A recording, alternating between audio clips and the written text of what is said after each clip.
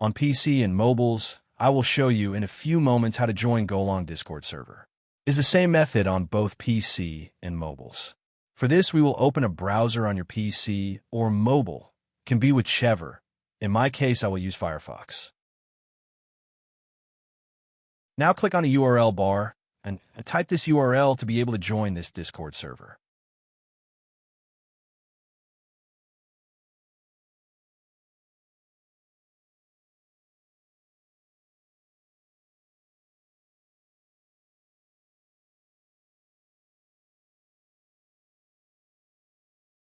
Doing this will automatically start your Discord application if you have it installed. Then click Join, and you will have access to the Discord server.